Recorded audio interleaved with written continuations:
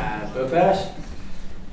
Moltes gràcies per la vostra assistència a aquest acte de presentació del llibre Bonet, Arquitecto de la Luz. Farem la presentació amb Jordi Roig, que és arquitecte i professor de projectes arquitectònics de l'Escola Tècnica Superior d'Arquitectura de Barcelona. Fernando Álvarez, el professor Álvarez, que segueix sempre en la nostra memòria, i Jordi Roig van fer un treball realment extraordinari a partir de la dècada dels anys 80, quan ells eren arquitectes molt joves, per recuperar, analitzar i inclús rehabilitar una gran part de tota l'obra projectada i construïda per Bonet. Per això consideràvem que avui era essencial la presència d'en Jordi Roig en aquesta presentació i un record especial per Fernando Álvarez. També ens acompanya Victòria Bonet. Victòria Bonet Martí és filla de l'arquitecte Antoni Bonet Castellana i d'Anna Maria Martí Abelló, una dona progressista, culta, molt interessant, com veurem durant la presentació. La col·laboració de la Victòria ha estat fonamental en tot el procés de construcció del llibre i aquest procés ha estat ple de moments d'emoció molt intensa, amb una dedicació extraordinària per part de la Victòria i amb un entusiasme que ha sigut fonamental per al desenvolupament d'aquest llibre. Ens havia d'acompanyar el professor Juan Fernando Ródenas, que ha analitzat molt bé, amb molt rigor, especialment la manera de projectar de l'arquitecte Bonet. Però justament ara, en aquests moments, està participant en una ponència per defensar la seva incorporació com a professor agregat a l'Escola d'Arquitectura de Barcelona. I sense més preàmbul, donem la paraula a Jordi Roig. Gracias, Juan Carlos. Se está grabando no para nosotros, sino probablemente para los amigos latinoamericanos. Si hablamos en catalán, seguramente ahí van a tener más problemas que muchos de los que estamos aquí, que somos bilingües. Además no es mi lengua habitual, digamos, por lo tanto pido disculpas por algún barbarismo, algún catalanismo que me va a salir seguro. Yo también me quiero sumar al agradecimiento, o el honor en realidad de participar en esta presentación de este libro, que me hace especial ilusión, porque yo creo que si la exposición que se hizo en el año 99 fue un hito en el descubrimiento de Bonet o un redescubrimiento, un redescubrimiento de Bonet en Cataluña o en nuestro ámbito, yo creo que el libro de Joan Carles y la colaboración de Victòria vuelven a ser un punto de inflexión en esa historia, de esa aventura que muchos de los que estamos aquí y los que no están aquí seguramente hemos compartido y vamos a compartir o vamos a seguir, digamos, conviviendo con ella. Este libro para mí, la lectura de ellos, lo veis, está todo marcado, está todo subrayado, está lleno de puntos. Yo creo que va a ser para muchos de vosotros también una sorpresa, en definitiva. Y por lo tanto agradecer a Joan Carles el haberme invitado a esta sesión y a Victòria, que desde hace muchos años que conozco, el habernos ofrecido a todos lo que descubriréis con la lectura de este libro, ¿no? Pero también me sumo a lo que Joan Carles anunciaba ahora. Seguramente en esta mesa debería estar sentado de una manera detrás de Joan Carles y de Victòria, y probablemente delante mío, a mi amigo Fernando Álvarez, ¿no? Aún me emociono cuando hablo de él, o sea, no, porque Fueron muchos años de investigación, muchos años de descubierta juntos, fueron muchos años de generosa erudición por parte de Fernando hacia nosotros, hacia mí, de discusión, de descubierta, de viajes, de redibujos, de exposiciones, de artículos, de tantas cosas que realmente es importante hacerlo notar cada vez que hablemos de Bonet. Fernando es una parte de la historia también de Bonet, como podrían ser, en otro caso, digamos, sus compañeros de viaje en el principio de su singladura, los amigos los arquitectos que le enseñaron, los arquitectos del GATPAC, sus amigos, los primeros amigos argentinos en el despacho de Le Corbusier, etc. Pero Fernando fue una persona importantísima también en el último periodo de la vida también, ¿no? de Antonio Bonet, al cual tuvimos el placer de conocer y de dialogar también en aquellos años 80, ¿no?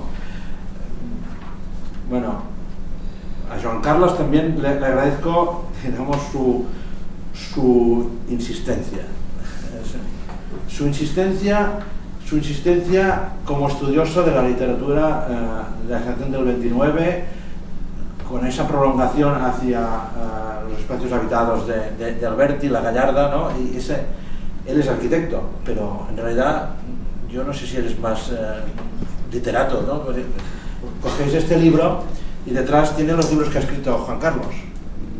Un arquitecto que escriba 6 libros que no sean de arquitectura, pues es algo sorprendente, y todos bellísimos, ¿no? De nuevo también agradecer a Victoria, ¿no? Ahora vamos a hacer un poco de coña porque se nos aparecía a mediados de los 80 en el despacho de su padre, cuando estábamos algunos haciendo cosas, revoloteando alrededor de tu padre, ¿no? Y también eras otro torbellino, igual que ahora, o sea, sí que es lo mismo, digamos, ¿no? Pero sobre todo y le agradezco, creo yo, la generosa cesión suya y de su madre, justo muy pocos años después de la muerte de tu padre, del material del archivo profesional de Antonio Bonet, que catalogamos con Fernando, con Graciela, con María José, en el Colegio de Arquitectos, y en el que tuve la oportunidad, a través de aquel momento, de conocer a los Gomis, con Fernando también, y otras muchas cosas, y muchas otras aventuras. Pero sobre todo, ahora vuelvo a agradecerte en público el que hayas descubierto, que nos hayas sorprendido.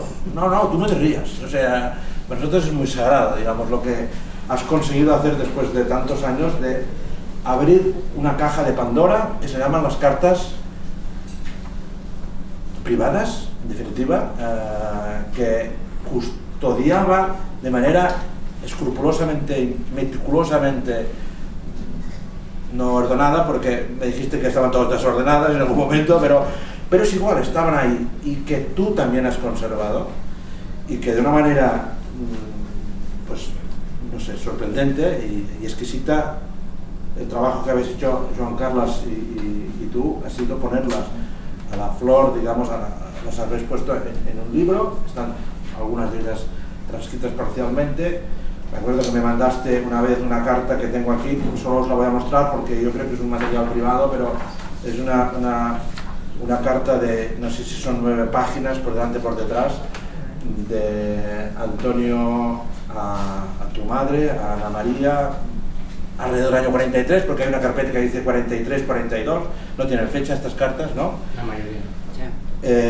Y el trabajo, digamos, ingente de detectives, ¿no?, que habéis hecho para ponerle orden, contextualizarlas de alguna manera, ¿no?, y ponerlas bueno, una carta que ya desvelaréis en el libro, ya la encontraréis, partes de ellas, ¿no?, que es fabulosa, digamos, entre muchas otras, ¿no?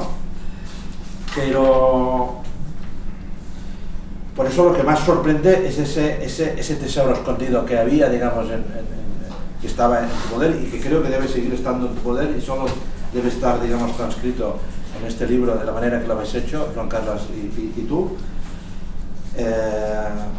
Pero bueno, en cualquier caso, digamos ahora, pues, no sé, hacer un comentario sobre el libro, ¿no? Porque el libro, bueno, hacer una biografía de un arquitecto, sí, los arquitectos que estamos aquí, seguro que algunos de nosotros hemos leído una biografía, ¿no? Como esas biografías que hace Nacho Zablavescoa, digamos, sobre arquitectos famosos, ¿no? Construyendo vidas, o no sé, en los últimos años he leído la de Bonet escrita por su sobrina, bueno, algunas otras en definitiva, ¿no? La de Sert, en este caso. En este caso, la biografía, si se puede llamar biografía, yo creo que es más que una biografía, digamos, está fundamentada. O sea, está fundamentada en el trabajo que Joan Carlos hace especialmente, digamos, que no solo rastrea archivos profesionales, no solo se ha leído todos los textos de todos, o sea, no solo rastrea, digamos, no solo las cartas ni la documentación entre tu padre y tu madre, sino otras muchas cartas, ¿no? Sino esencialmente, digamos, ese aflorar de ese casi testimonio vivo de unas conversaciones que tu padre y tu madre tienen, digamos, en estas cartas, y que en realidad explican sus historias cuando ya las han vivido de alguna manera, ¿no? Y por lo tanto, como vosotros, como Joan Carlos las ha puesto en el libro, cómo ha hecho unos retales, unos recortes de estas cartas, y cómo las ha contextualizado, cómo las ha situado en la historia del propio Bonet, en la historia contemporánea de la arquitectura y la historia del mundo. Incluso hay citas, digamos, aquí se lanzó, en esta fecha se lanza la bomba de Hiroshima, en esta otra, digamos, acabar la guerra de Vietnam. Es decir, se contextualiza, no es una historia, digamos, cerrada en sí misma, ¿no? Reconocer también que, por eso me parece importante este libro, que este libro acompaña a los pocos textos seminales que Antonio Bonet escribió, ¿no? Por lo tanto, esta puesta en escena de esta correspondencia, que no es una correspondencia familiar, que lo es, o de una pareja, que lo es, y de otras muchas correspondencias, sino forma parte de esa esos reducidos textos que tu padre escribió. O sea, recordar, digamos, el texto digamos, fundacional del Grupo Austral, que coescribe con Ferrari, con Ardoy y con el resto del equipo, o uno de los textos que muchas veces nos referimos, los que nos ha entusiasmado, nos entusiasma Bonet, o los que hemos estudiado a Bonet, que es aquel texto escrito, que yo aún no tengo claro si es del año 49, 50, yo creo que es un texto que reescribe y que reedita en su propio pensamiento, que se llama, que está en el archivo del Colegio de Arquitectos, que se llama Nuevas Precisiones sobre Arquitectura y Urbanismo. Curioso, un nombre muy parecido a Precisiones sobre Arquitectura, dicho en francés, escrito por Le Corbusier en el año 20, digamos, ¿no? Pero él habla de las nuevas precisiones. Un texto largo, un texto de unas 50 páginas, que en algún momento en el catálogo descubrimos que había algunas imágenes, que sería muy bonito reconstruir el texto con las imágenes que ilustraba este texto y a su vez esta conferencia, ¿no? Pero otras muchas cosas, por ejemplo, una carta que manda Antonio Bonet en el año 58 al entonces decano del colegio y director también de la revista Cuadernos de Arquitectura, en la que le recuerda, digamos, al responsable máximo del Colegio de Arquitectos, que el año que viene es el centenario de Cerdá. Y te propongo una idea, que es conseguir que el ayuntamiento nos ceda, compre, habilite 3 por 3 manzanas, 9 manzanas, curiosamente, digamos, la manzana básica o la unidad mínima del Plan Macià, y que se reedite en la manera de lo posible con la máxima, digamos, proximidad al original, el Plan Cerdá, y se construyan por jóvenes arquitectos, y él ya no era joven arquitecto, pues una reinterpretación de ese Cerdá, ¿no? Por contra, y a pesar o complementariamente, el nuevo material que nos ofrece este libro nos muestra un Bonet soñador, idealista, con fuertes convicciones. Un Bonet que tiene muy claro desde siempre, digamos, cuál es su camino, cuál es su misión. Fijaros esta palabra, su misión, ¿no? En las cartas lo dice, se lo cuenta Ana María, a tu madre, ¿no? Un Bonet que, al igual que su maestro Le Corbusier y sus compañeros de viaje, sigue creyendo que la arquitectura es un punto de partida para llevar a la humanidad a un mundo mejor. Jaume me hace así, que eso era, ahora es más complejo, la vida es mucho más compleja, es evidente que lo es, pero en aquel momento esa gente creía, digamos, que a través de su trabajo, a través, digamos, de ese nuevo planeamiento, de esa nueva manera de entender la ciudad, podían, digamos, modificar también el comportamiento de la sociedad. En esta biografía, como ya he dicho, escrita con un rigor y honestidad por parte de Joan Carles y con la ayuda de Victoria, no aparecen cotidianos, no aparecen anécdotas, sí que las hay, lógicamente, alguna, ¿no? Pero no se basa, digamos, fundamentalmente en ese aspecto, sino ni es un relato fabulado tampoco, es un relato, insisto, muy biográfico, pero a la vez podría decir que es un ensayo también este libro, en ese sentido, ¿no? No es una novela, ¿no? Y eso por eso me parece fundamental este libro, ¿no? En cualquier caso, el único pero, como me dicen que soy estudioso, tengo que hacer algún comentario reflexivo, no crítico, ¿no? Si cogéis el libro y miráis el índice, lo primero que hice yo, entonces el índice tiene unos capítulos. 7. Y tiene 400 páginas. Bueno, vamos a ver a qué me enfrento, ¿no? Yo diría que 2/3 partes, un poquito menos a lo mejor, del libro nos habla del Bonet heroico, del Bonet que todos, ¿no? Del Bonet que hemos idealizado entre todos, en definitiva, que él no tenía idealizado. Él siempre creía y pensaba en el futuro. El pasado era un hecho pasado, digamos, ¿no? Por esa razón, les encargo que esto es el episodio 1, tomo 1 de la biografía. Joan Carles, o sea... Estoy convencido. Hay una parte de la historia de este libro que siempre contamos, pero que contamos corracuita, ¿no? En catalán se dice, que es cuando Bonet regresa a España, regresa a Barcelona, regresa, digamos, con muchas angustias. Además, en el libro aparece, digamos, claramente reflejado.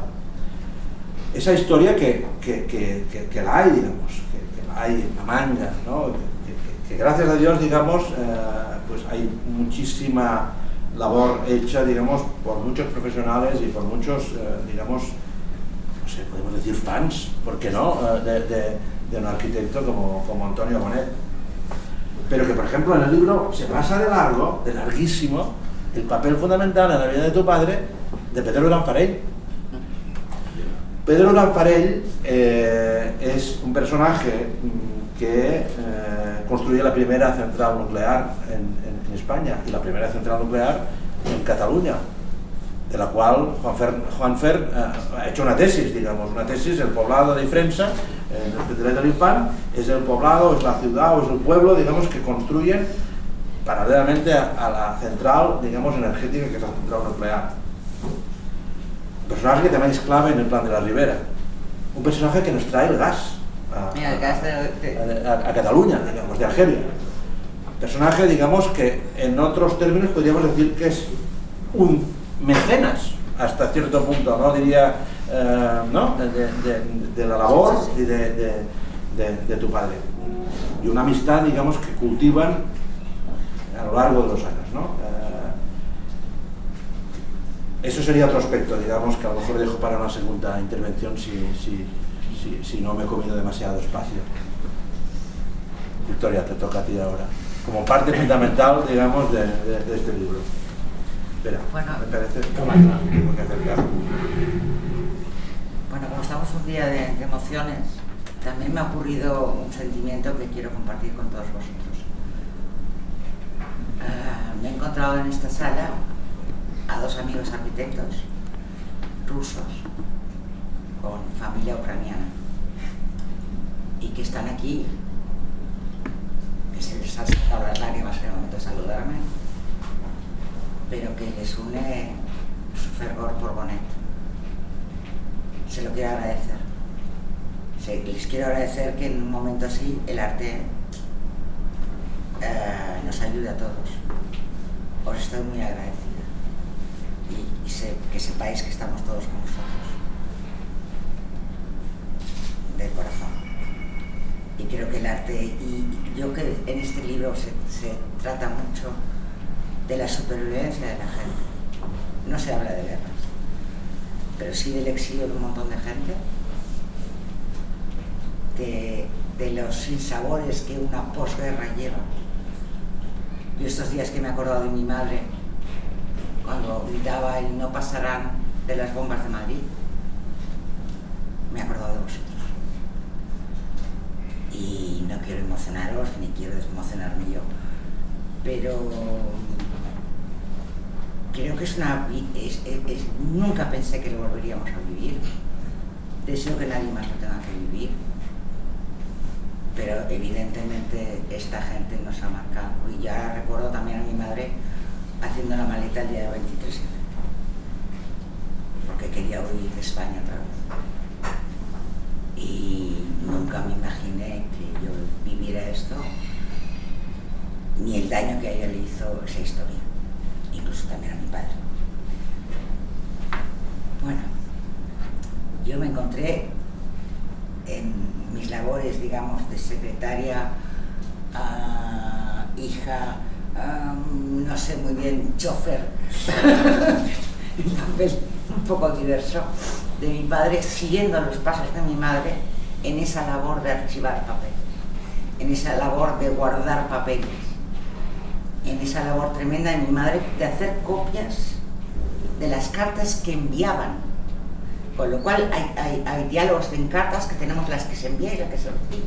Tenemos las dos, que esto en cartas manuscritas es un diálogo. En esa época, hoy con los emails es todo mucho más fácil.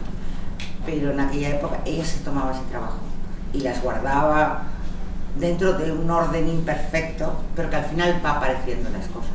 Que escribía en las partes de atrás de las fotos y explicaba cosas absurdas que luego no entiendes, pero cuando vas cerrando el círculo todo va cuadrando. Y de golpe me encontré que cuando donamos los archivos al Colegio de Arquitectos, aconsejada por Fernando y por Jordi, determinadas cosas consideramos que no había que entregarlas, porque era del ámbito muy privado, muy cartas que puse a mi abuelo, aunque alguna de mi abuelo sí que hay en el colegio, pero eran más profesionales, pero eso, cartas entre ellos. Y bueno, lo vas arrinconando en casa, lo vas guardando, lo vas atesorando, las fotos privadas. Y llega un momento que te das dando cuenta que cuando narras algo, todo eso forma parte de un mundo que dices, cuando no lo cuente yo, cuando alguien no pueda ponerle vida a estas cartas, se perderá. Cuando alguien no pueda poner ese contexto, ese pie de página a esa carta, datándola, que entienda a qué se escribe, en qué momento se escribe. Pero por otro lado, con un pudor, por ejemplo, muchas de esas cartas entre mi padre y mi madre yo no las había leído nunca. Como hija me daba pudor, eran cartas entre ellos, me parecían como un ataque a su vida privada, ¿no? Pero claro, muchas otras cosas, evidentemente, trajeando fotos, buscando fotos. Y entonces siempre pensé, bueno, con esto hay que hacer algo, no sabía muy bien qué hacer. Y un día me llama Juan Carlos, al cual yo había conocido y habíamos tenido largas entrevistas, cuando él me pidió y me llenó de honor participando en la presentación de su libro de los espacios habitados de Rafael Alberti. Y habíamos tenido previamente charlas sobre la Gallarda y habíamos hablado de nuestra común amiga Aitana, a la que añoramos mucho todavía, que está en Cuba. Y yo había entablado una amistad con él y sobre todo vi que era un hombre, como dice Jordi, además de arquitecto, un hombre con una sensibilidad especial y que yo con él podía hablar de un tipo de poesía, de toda la generación del 27, de toda una parte más humanística. Y entonces de golpe me llama Juan Carlos y me dice, ¿podríamos hacer un proyecto sobre tu padre? Y pensé, sí. Con Juan Carlos me atrevo de abrir ese baúl de los recuerdos, esas cartas privadas, todo eso que con Fernando y con Jordi siempre hablábamos, que no haya cotilleos. Incluso cuando hay cotilleos, también Juan Fernando Rodras me dijo, déjalos que hablen, ya forma parte del misterio, déjalo, ni siquiera lo contradigas. Es ya una parte de la leyenda y a veces no contradigo a la gente. Entonces pensé que con Juan Carlos era la persona adecuada para atacar esos baúles sin miedo, tener esas ceremonias de abrir una carta, de encontrarnos la carta de Elena Circus con un trozo de pan bendecido para felicitar a mis padres una Navidad y adjuntado en la felicitación de Navidad mandada desde Polonia en una estación terrorífica. Elena Circus era una arquitecta que había participado en el Patris II, que luego en Polonia la cogieron, al marido lo mataron los nazis en un campo de concentración, a ella le arrancaron las uñas y el resto de su vida llevaba unos guantes muy elegantes de hilo blanco para que no le viéramos lo que eran sus manos. Esta era Elena Circus. Y tuvo ese detalle maravilloso de mandar ese pan bendecido para felicitar una Navidad. Y eso estaba en una carta.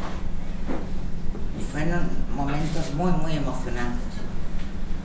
Cartas que durante 50 años nadie había abierto, con historias muy humanas, con chismes muy humanos, digamos, amistades curiosas, porque, digamos, también los cotilleos en el momento que te dan ganas de contarlos, porque los cotilleos es Maruja Mayo, Pablo Neruda, con María Teresa León. Claro, es un cotilleo que dices, esto tiene salsa. Pero hay esa parte que lo están contando en privado, lo están contando en una carta privada y no aporta nada a la historia. Pero sí que hay muchos trozos, y esa es la labor de Juan Carlos, que ha sabido elegir esos trozos de esas cartas, esos textos, y dentro de toda esa vorágine de información, seleccionar esos textos que acompañan una historia, que le dan una razón de ser a la historia, que le añaden mucho, pero que no entra en el cotilleo banal o frívolo, sino que nos hace entender no solo la historia de mi padre y de mi madre, que aquí también es muy importante, sino de toda una generación que en el exilio, que siempre decían, nosotros no tenemos maletas con ruedas, tenemos una vida con ruedas. Bueno, todos nosotros hemos tenido una vida con ruedas. Nos hacen diferentes, ni mejores ni peores, simplemente diferentes a otros, a crear quizá unas empatías con otro tipo de gente, a refugiarnos en el arte, en nuestros libros, en nuestras costumbres. Y eso Juan Carlos lo tiene, lo ha sabido ver, lo ha sabido entender, y eso es algo que se ve en la arquitectura de mi padre. Yo entiendo que a veces cuando en su racionalidad, que no me gusta mucho la palabra pero en ese rigor que le aporta a una puerta, a una entrada, siempre hay una ventanita, una luz, un toque, ese toque yo creo que por ahí anda, es la parte humana, de que si hay siempre una parte de lo que se llama ahora libertad creadora, que es la parte esa humana que necesita, que rompe, digamos, la verticalidad o la horizontalidad. Es algo que lo hace mucho más humano, pero que hay que saberlo buscar. Es esa luz que de golpe te rompe una entrada, el juego que te hace cuando subes una escalera, a él le gustaba mucho la magia, le divertía mucho que los magos le engañaran. Y yo creo que muchas veces en sus obras nos engañan, porque nos va dirigiendo como un buen mago. Tienes a la derecha, a la izquierda y no te sabes cómo, te ha llevado a un enfoque. Y en una casa te hace mirar allí y no te estás dando cuenta que en el otro lado hay una cosa horrorosa. No, porque te ha llevado, no sabes cómo terminas enfocando donde él quería que enfocaras. También hay esos juegos de magia y creo que se nota mucho en cuando él describe lo que es para él la arquitectura. Casi utilizaría la palabra sacerdocio ateo, no sé cómo llamarlo, o civil, un sacerdocio civil, pero que es una voluntad de ser, de crear, de estar de una manera determinada en la vida y de crear, diría que una trascendencia en eso, en mejorar la vida de cada uno, si a cada uno le damos la dignidad que el ser humano necesita. Yo creo que eso se trasluce en sus textos.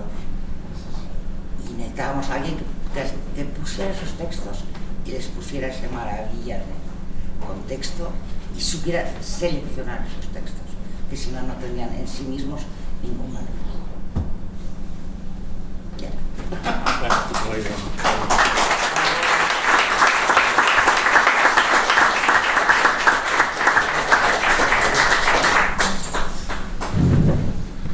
Bien, haremos un recorrido breve a partir del libro sobre Bonet, en definitiva uno de los arquitectos catalanes más importantes del siglo XX. Todos nosotros tenemos tres ámbitos de actuación, que son el ámbito público, como es este acto, que es visible, es audible y nos pertenece a todos, pero también tenemos el ámbito privado y el ámbito íntimo. En el caso de Bonet, el ámbito público es bien conocido, se ha trabajado mucho y se han editado libros en general de muy buena calidad. Pero quedaba un enigma extenso sobre lo que había sido el ámbito privado y el ámbito íntimo de un arquitecto tan importante del siglo pasado. Y ahí, entendiendo, por ejemplo, como ámbito íntimo nuestro pensamiento, nuestra imaginación, las fantasías, la admiración que podemos tener por otras personas que a su vez nos generan mucha energía creadora. Ese ámbito privado y ese ámbito público, ese ámbito privado y ese ámbito íntimo fue uno de los objetivos que nos marcamos con Victoria. Es decir, ahondar, en catalán sería endinsar-nos, ¿no? Con mucha prudencia en esos dos ámbitos. ¿Quién era Bonet, por ejemplo, de niño? ¿De dónde eran sus padres? ¿De qué clase social eran sus padres? Eso pertenecía a un mundo bastante todavía desconocido. Y entonces hemos trabajado en este libro para intentar adentrarnos en ese enigma.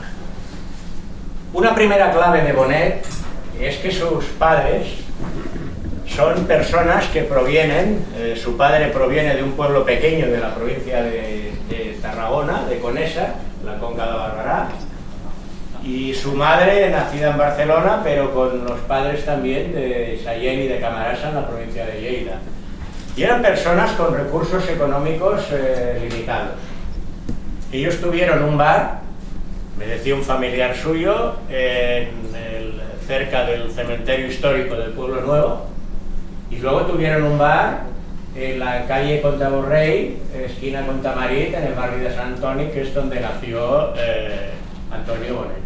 Por tanto, Bonet, una primera clave, Bonet no pertenece a esa clase social de la burguesía, de la alta burguesía, incluso de sectores aristocráticos, que eran los orígenes de donde provenían la mayoría de arquitectos de aquella época. De niño, él reconstruye ya con esas cartas cuál había sido su infancia. Y de niño ya destacan tres cosas que a mí me llamaron la atención, y utilizando palabras del propio Bonet.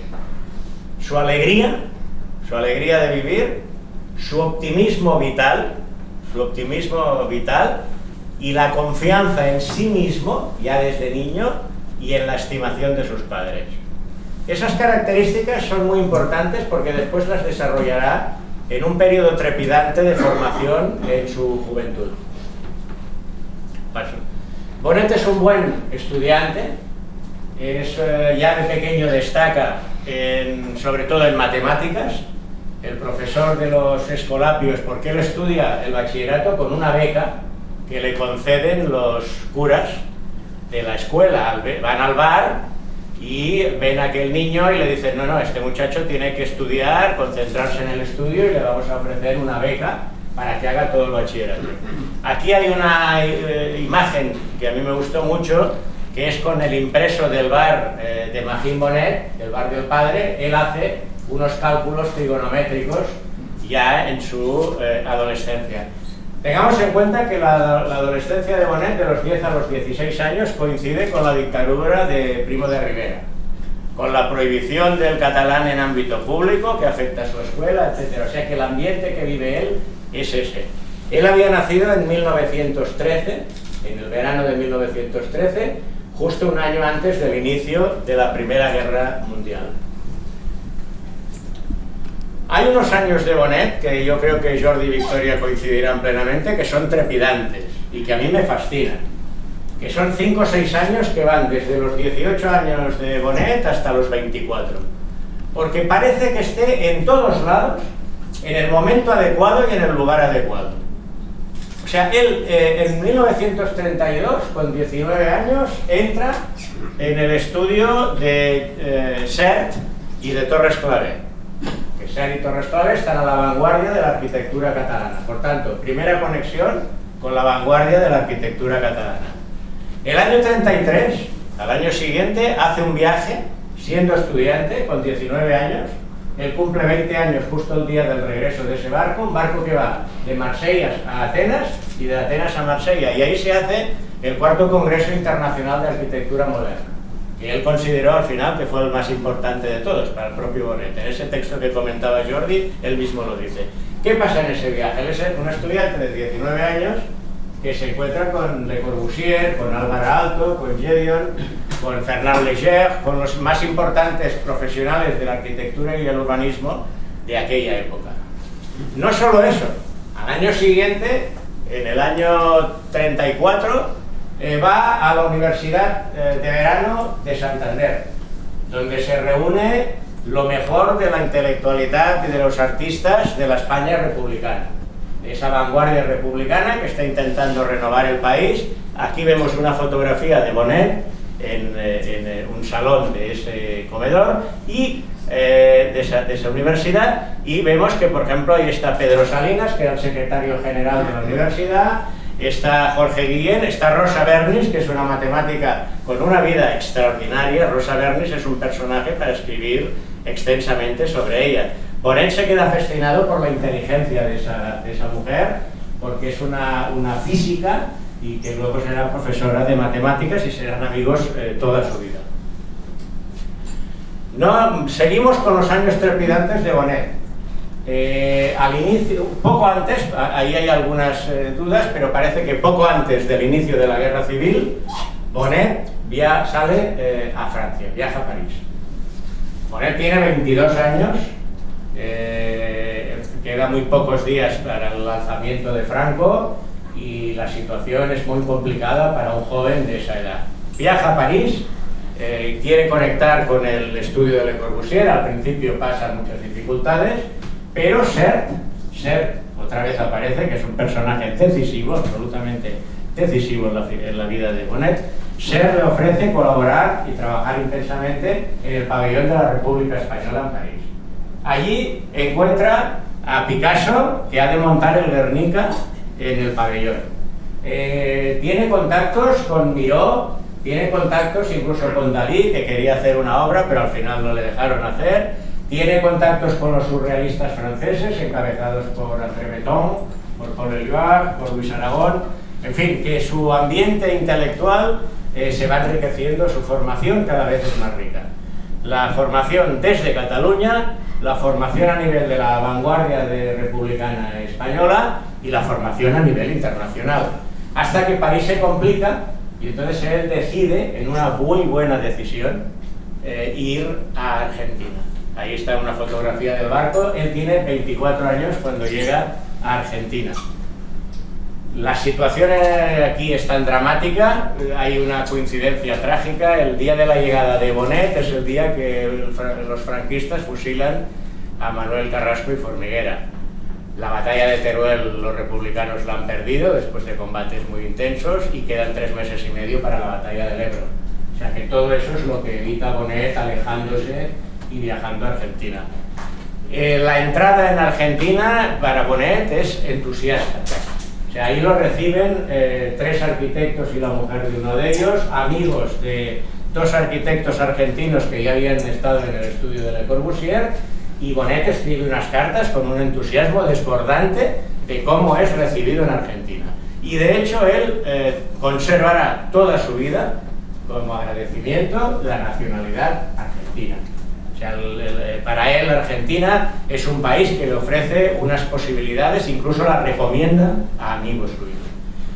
Ya desde el primer momento, él se integra rápidamente en el ambiente profesional argentino con otros socios y, siendo muy joven, aparte de empezar a crear, siendo una persona fundamental en la creación del Grupo Austral, un grupo similar al GATPAC que había aquí en Cataluña,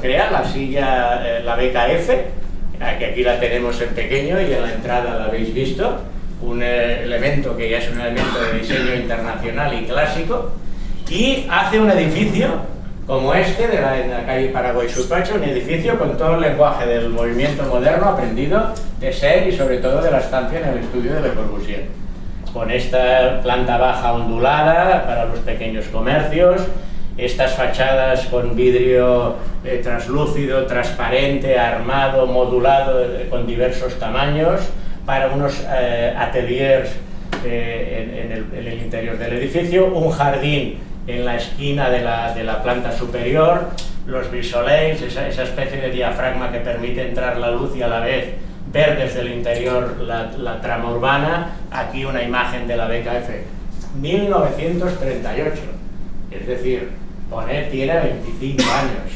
26 años, ya empieza a ser una persona muy reconocida desde muy joven. Por eso sí que es cierto que yo creo que al final el libro se centra en esa etapa tan potente de formación, de impulso de Bonet, y luego explicaremos otro motivo, porque es la aparición de esas cartas tan importantes. Aquí viene ese momento que es clave, que Bonet nos recuerda en una carta con precisión matemática, cuando conoce a Ana María Martí, en una cafetería de Buenos Aires, a las 5 de la tarde, el 26 de abril de 1942.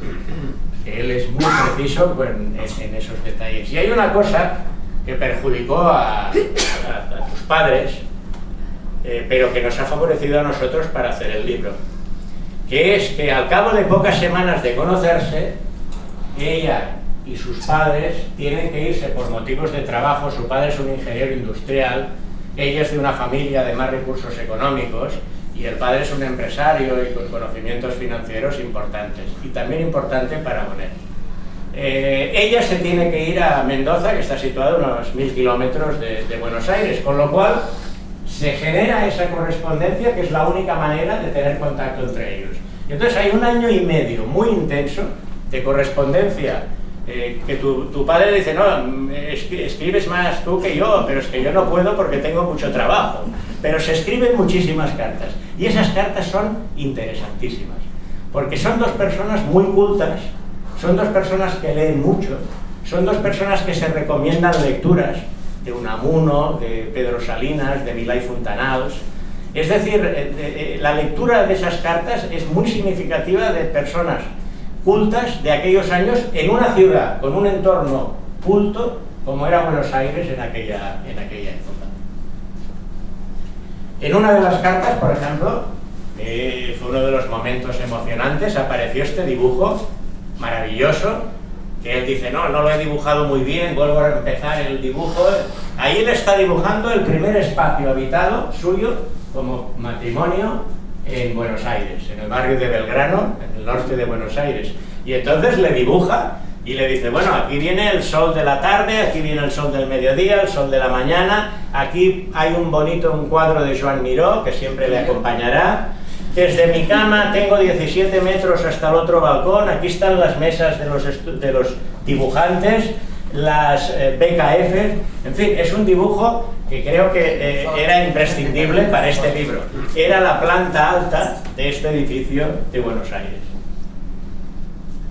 Las cartas eran de 2-3 páginas, hay alguna que es mucho más extensa, y esta, como decía Jordi, dijo por teléfono cuando hablamos hace poco, es un auténtico manifiesto.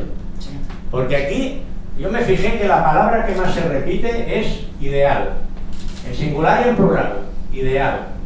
Y entonces yo, con esa reminiscencia del platonismo, del ideal, incluso con imágenes que él tiene sobre la sociedad ficticia, y me recordaba cosas del mito de la caverna y el ideal de Platón. Entonces yo busqué, porque Victoria tenía una relación de todos los libros de su biblioteca, y sí que tu padre tenía La República de Platón. Por tanto, es un libro, es una carta, que es un auténtico manifiesto. Él dice que la vida, el camino de la vida nuestra tiene dos sentidos, o el perfeccionamiento o la degeneración. Entonces él siempre está, como decía Jordi, a la búsqueda del perfeccionamiento, a la búsqueda continua de esa investigación, él decía que había arquitectos argentinos, algunos que habían estado con Le Corbusier, que tenían condiciones, pero que muy jóvenes habían dejado ya el mundo espiritual y se habían dedicado al mundo material por completo, y que eso en el fondo era un fracaso.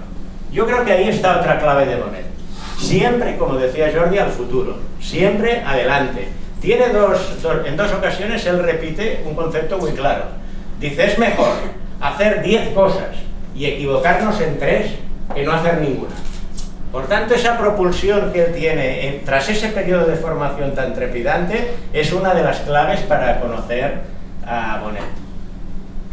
Bonet tuvo muchos cambios en su vida profesional, y hay un momento de cambio. Él en Buenos Aires se asocia con varios arquitectos, pero le surge un proyecto extraordinario de una urbanización en Punta Ballena, en Uruguay, que son unos terrenos inmensos, propiedad de un naviero y escritor uruguayo de origen croata, y una de las hijas, sobre todo hay una de las hijas, que Milka Lusic, él se llamaba Antonio Lusic, una de las hijas es la que más interviene para proponer a Bonet que se encargue de ese anteproyecto.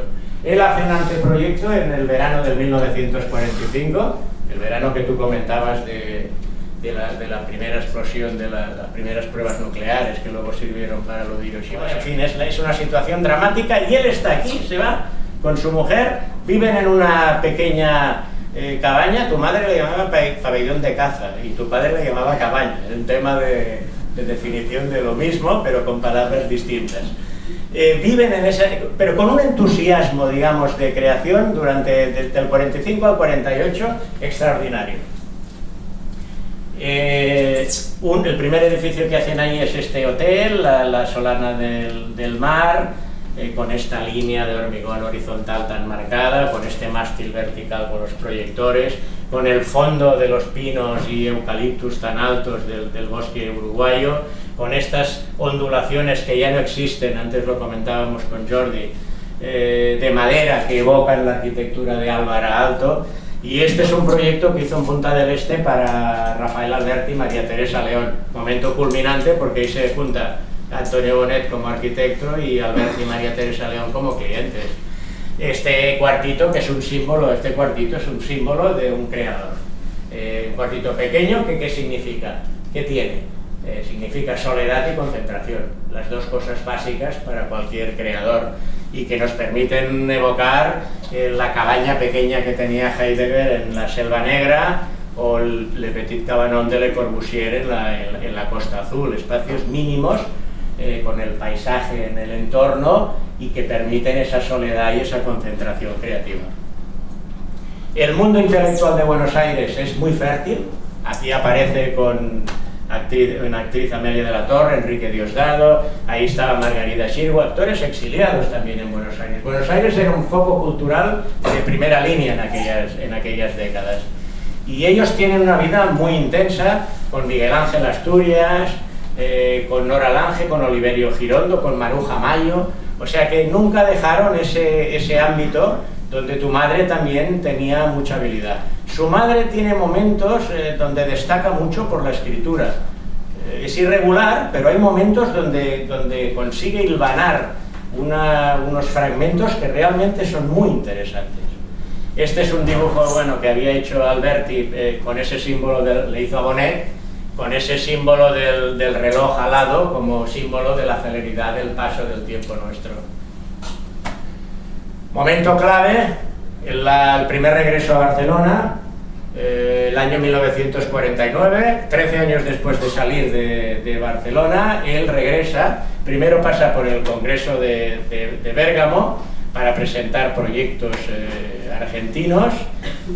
Aquí hay una fotografía que es interesante en una piscina de un municipio muy cercano a Bérgamo, y aquí veíamos, Le Corbusier tiene en esta fotografía 61 años, Serre tiene 47 y Bonet 35. Aquí aparece Bonet y aparecen los dos grandes referentes como arquitectos, que como él decía ya de niño, yo siempre estoy con personas de más edad, de niño lo estaba, pero de mayor muchas veces también, como en esta fotografía. Y ahí está Ana María Martí con Ramona Longàs, la esposa de Josep Lluís Serre, en un pórtico de una iglesia de Bérgamo. Ellos mantendrán la amistad toda su vida. Ellos regresan a Barcelona después de ese congreso y se reencuentra con su familia, y además conocen a su mujer, porque no la conocían. Yo he podido hablar con alguno de los familiares y claro, Bonet ya regresa como una persona triunfadora, como un profesional reconocido para una familia que se había quedado en Barcelona, en la Barcelona de los años 40, en una posguerra oscura, y entonces se notó la diferencia de ritmos que habían tenido las dos partes de la familia. La que se había quedado aquí había sufrido los efectos más grises de la posguerra y el tener que trabajar para sobrevivir y mejorar, y en cambio Bonet y su esposa habían llevado una vida muy cosmopolita y de éxitos, digamos, a nivel profesional. Esta persona que decíamos, el padre de Ana María, yo lo he querido destacar, ingeniero industrial, él tuvo cargos en la Generalitat de Cataluña y también en el gobierno de la República en Madrid. Yo creo que hay cartas donde él le da consejos muy buenos a tu padre, en el sentido empresarial y financiero. Por ejemplo, cuando Punta Ballena entra en crisis, que tu padre ya no se entiende con el directorio y ya no aguanta más, él le envió una carta muy interesante donde le dice: mira, a veces es mejor dejar un proyecto, por mucho que te duela, que seguir. Parece un paso atrás, pero en la vida muchos de esos pasos al final son pasos hacia el futuro. Y Bonet también tuvo una vertiente financiera, porque él tuvo digamos, fue vicepresidente del Banco del Río de Plata y consejero del Banco de Madrid, pero eso es una historia donde no nos vamos a alargar más. Victoria, y en esta primera fotografía y en esta otra con tu padre. Yo le pregunté mucho por cuáles fueron realmente los motivos del regreso de Bonet desde Argentina, porque Bonet en Argentina tenía mucho trabajo y se había encontrado muy bien. Entonces ella me dijo factores que yo creo que son muy razonables, que son que sus padres empezaban a hacerse mayores, el hecho de que Victoria tenía 2-3 años y el hecho de que en Argentina empezaban signos de mucha inestabilidad política. Él duda mucho, hay muchas cartas donde él intenta compaginar el estudio de Buenos Aires con el de Barcelona e incluso el de Madrid, y hay un momento que está en 3, pero no puede. porque las cartas no llegan, hay obras que se resienten, faltan detalles de planos, no llegan a tiempo, y entonces al final decide, con mucho dolor, cerrar el despacho de Buenos Aires, que tanto le había costado poner en marcha, y centrarse en los despachos de aquí. Al regreso, él regresa a partir del año 63 ya prácticamente de manera definitiva, sigue con su vida, que aparece con Picasso, con unos planos, ¿no?, que eran un proyecto de una plaza de toros que tenían previsto hacer, que al final no se hizo, cerca de Madrid, con Luis Miguel Dominguín, con Jacqueline Roch, con Lucía Bosé, y aquí con Alberti ya de mayor, y Rosa Bernis, que era la física y matemática que veíamos de joven, una mujer muy fascinante en su trayectoria, participó mucho en la defensa de Madrid, y se ven aquí el año 69, es decir, 36 años después del primer encuentro. Ya vamos acabando. El último espacio habitado de Bonet, cuando ya decide regresar, es este edificio que tenemos en Barcelona, en Pedralbes, en la calle Caballés. Aquí tuvo su último estudio en el semisótano, en la primera planta hasta hace pocos años vivió Victoria, y en la planta superior vivió Bonet. Y objetos, elementos fundamentales. Yo he elegido esta fotografía porque tiene los tres países fundamentales para Bonet. Cataluña, con el cuadro de Joan Miró dedicado a Bonet y a Ana María, la BKF, creada en Argentina, y esta mesa hecha con un tocón de un gran árbol de Punta Ballena en Uruguay. Una fotografía unos años antes ya de la muerte de Josep Lluís Ser. Con ellos dos han hecho un recorrido durante toda la vida. Ser, en el artículo que le hace Bonet cuando fallece Ser, le reconoce la gran importancia que ha tenido, no solo como arquitecto, sino como amigo. Ha sido trascendental para toda su trayectoria. Y esta es una fotografía de la tumba de Bonet, que tiene grabados los dos cuartetos iniciales del soneto que le dedicó Alberti como homenaje, y cuyo primer verso ha dado título al libro, porque empieza a ti, arquitecto de la luz, tocado del soplo de la mar grecolatina. Y con esto hemos dado ese recorrido para poder resolver algunos de los enigmas, todavía quedan muchos, pero algunos de los enigmas que comentaba. Muchas gracias.